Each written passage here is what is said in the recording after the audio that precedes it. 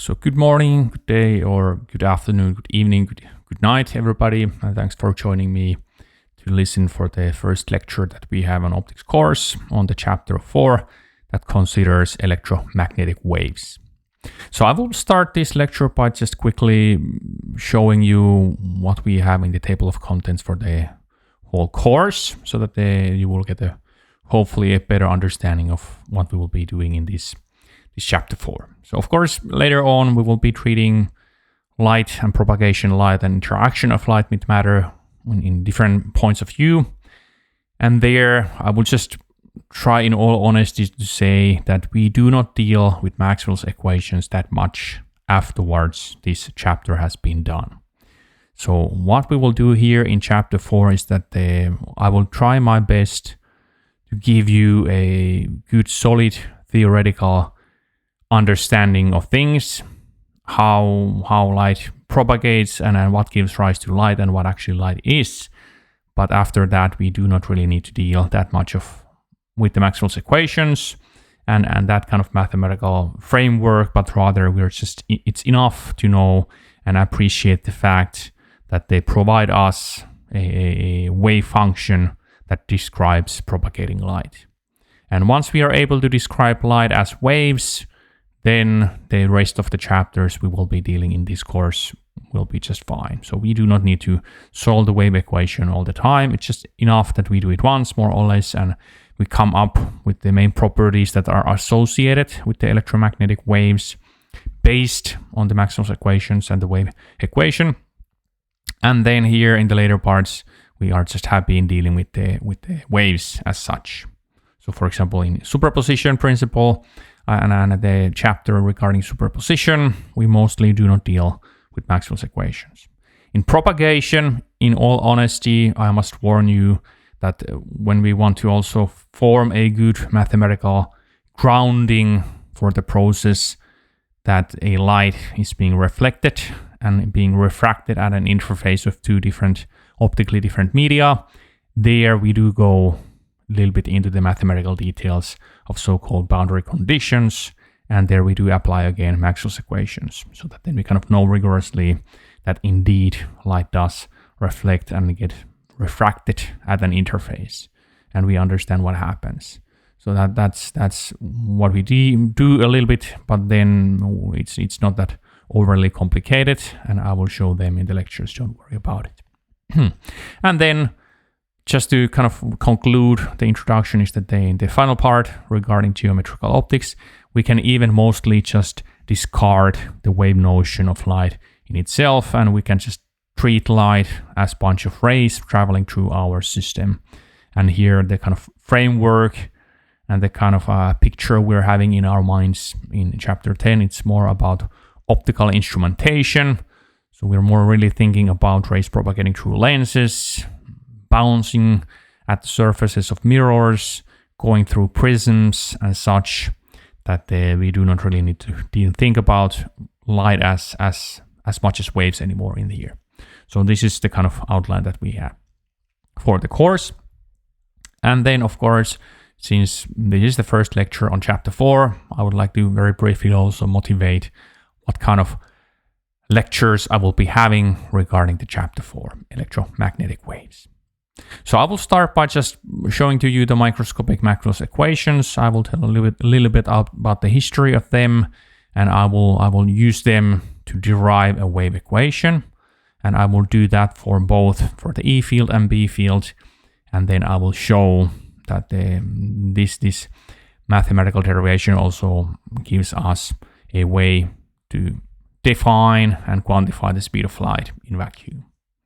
And after that, I will, since we have solved the wave equation and we have already an electromagnetic wave propagating, we will, in the later sections and later lectures, we will go through the properties associated with these waves. So I will show also mathematically that these electromagnetic waves, they are transverse. That'll be in the next lecture. And I will show the law known as the charge conservation law. And then I will be looking in 4.3 a little bit more about the energy associated with the electromagnetic fields. So that hopefully helps us and you to understand better how we could quantify the amount of energy that is being transferred via the electromagnetic field from point A to point B. And here in section 4.4, I will be speaking about radiation pressure and the momentum of electromagnetic field. So this is a little bit connected with the Lorentz force law also, so that this lecture is about introducing the physics that also provides means for us to use light to push matter around. So for example, how we could trap a small cell into a given location and study, for example, the mechanical properties of a living cell using just light. Or how we could propel solar sails or even spacecraft using powerful laser sources. And then in 4.5, I'll be speaking about the dipole radiation, so a little bit about the kind of most important types of sources of electromagnetic radiation that I can come up with when we are thinking about optical wavelength regime. So essentially, when small emitters such as fluorescent molecules emit light, how does this emission of light looks like mathematically, so that we could then understand different processes. And then finally, I will be speaking a little bit in section 4.6 about light and in matter. So I will be showing you a so-called macroscopic Maxwell's equations. And this then helps us to understand how light would propagate and does propagate inside a homogeneous medium. So not inside a vacuum anymore, but for example, inside a bulk glass component or other materials, semiconductors or whatnot. Light doesn't propagate much inside metals, so mostly in this treatment we are restricted to looking into what happens when light is propagating inside dielectric media or inside semiconducting media. So that's what I wanted to say here. So this is what I have in general in mind for these lectures regarding chapter 4, and now I will get started with my actual lecture regarding the microscopic Maxwell's equations. So I will start with the historical background, what we will know about of the history and what we should know, the rudimentary basics of the history of electrodynamics. So light, of course, as we all know, it's electromagnetic radiation.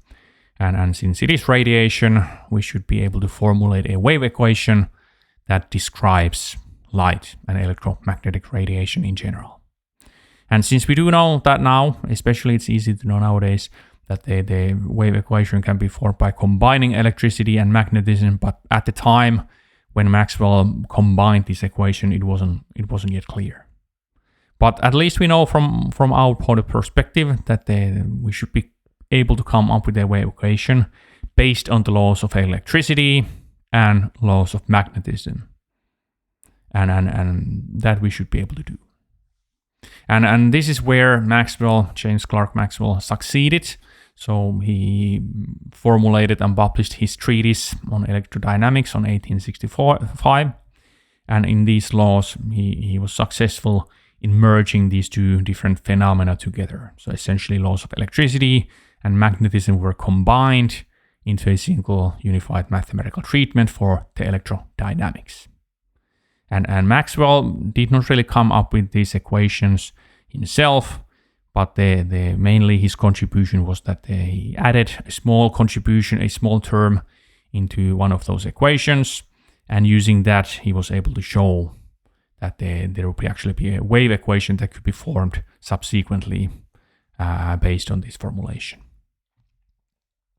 And nowadays we know that essentially all of electrodynamic phenomena that we can imagine and we know about, they can be described using these equations. And these equations are now known as the Maxwell's equations. And I would also like to point out to you that there's also a Lorentz force, an equation that combines the electric field and the magnetic field with forces they imply or they impose into a charged particle, that this is also almost equally well important equation as the actual Maxwell's equations. And incidentally, this Lorentz force was an equation that was included in the original treatise of Maxwell's. And the Lorentz force is this equation here. So even though it's in small, please try your best to also acknowledge this equation, Lorentz force, and try to even memorize it. So this is also a way how do we define the electric field and the magnetic field.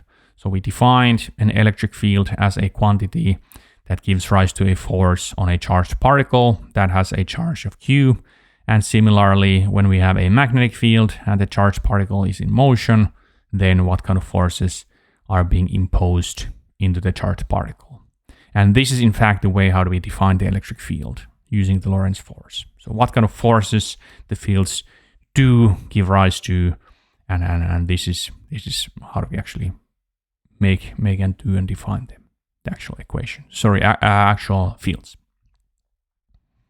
Now, what I will do next, I will show you then the Maxwell's equations, and the original Maxwell's equations. In fact, they considered fields that were inside a medium, and more on that in our final lecture. So the Maxwell's equations in a bulk medium, in a macroscopic Maxwell's equations. But it is really a lot easier, especially conceptually, to first look into the Maxwell's equations in vacuum. And these equations are also known as the microscopic Maxwell's equations. And these equations, in fact, were originally formulated by Lorentz in the differential forms.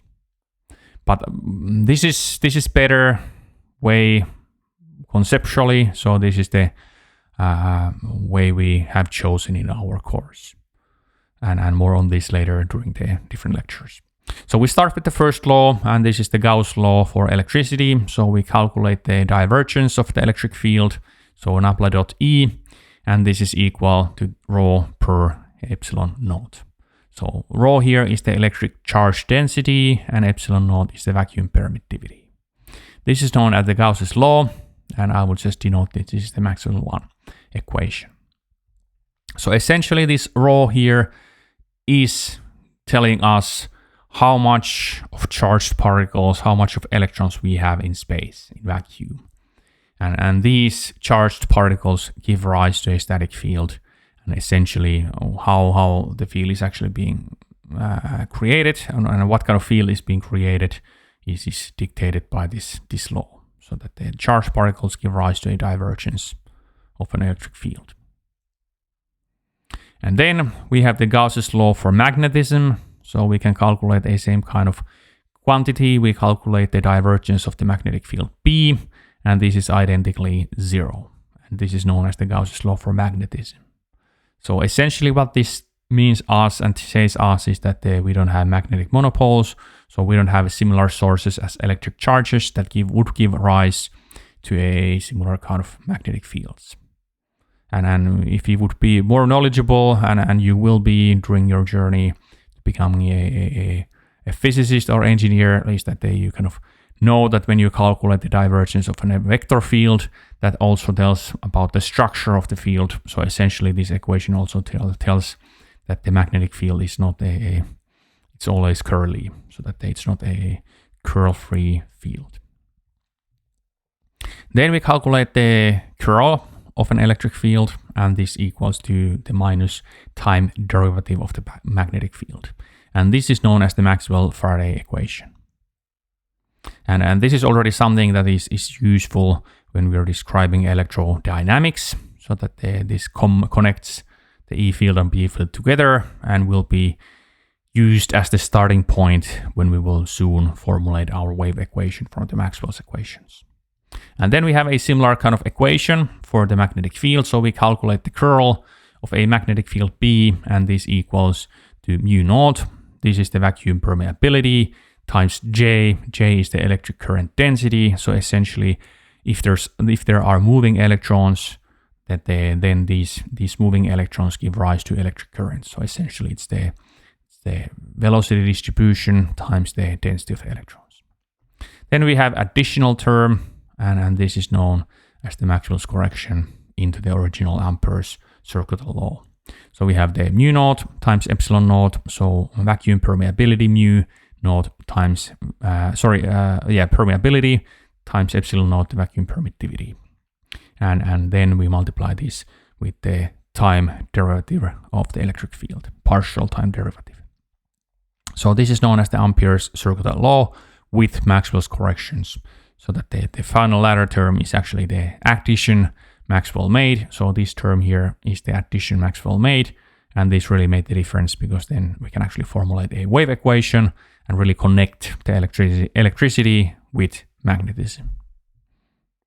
So here are the terms. I already introduced them. Please try to also memorize these terms. It really helps you out when you know also the proper name for each term in these equations. And of course, try your best to memorizing these equations. These are the 4 Maxwell's equations in vacuum, so-called microscopic Maxwell's equations, and they are highly useful. And it really helps your understanding of things if you do not need to look into these and look this up from Wikipedia or the booklet or the lecture notes, but rather you just remember them by heart. So this is my recommendation to you. I did not do it myself when I was a student. I guess I was a lazy student. A little bit sad to admit that, but somehow I felt that physics is not about memorizing things. But on my age, I have turned into a more wise person and a smart person. I realize now that it makes life a hell of a lot easier if I would actually remember these equations and the names of the terms. Now, what I will do next, this is the latter part of our lecture. I will formulate a wave equation for an electromagnetic radiation based on the Maxwell's equations. And for simplicity, I'm not interested in how sources give rise to radiation. I'm just interested in how the fields propagate in vacuum, because this is enough for us right now. It's just enough for us to understand that based on Maxwell's equations, we could have a wave that is propagating in vacuum.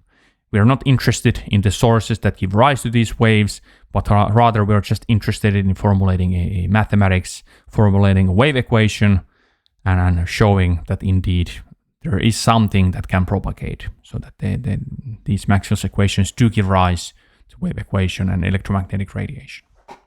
So, since we are just interested in fields in vacuum, in our case, we don't have electric charges, no currents, so rho term is 0 and the current is also 0. So there's no stationary electric charges, rho equals 0, and there's no moving charges, J equals 0 vector. And what this means to us is that essentially now we can identically say that the divergence of the electric field, that's also a 0. Definitely the divergence of the magnetic field is 0. That's in the structure of the E and B fields, or dictated by the structure of the E and B fields. And then the curl, the Maxwell-Faraday, is in the same form as before. So the curl of E equals minus time derivative of the magnetic field. And then we calculate the curl of the B field. And now since we do not have J here, we only have the latter term left. So we have the mu naught times epsilon naught times time derivative of the electric field. And please remember the wave equation, the differential equation that we must formulate. Please look into the previous chapters and lectures. The wave equation was a form that we have this Laplace squared, the Laplace operator, acting on the wave psi. And when we have 1 over v squared, multiplying on the right-hand side, multiplying the second time, partial time derivative of the wave psi. So this is the wave equation, the structure of the wave equation. Sorry about the lazy notation. We should have, I guess, vector marks in here for the psi's too, since we are looking for a vector solution of the wave equation, since we are dealing with the vector waves E and B here. But I hope you can be okay with my sloppy notation.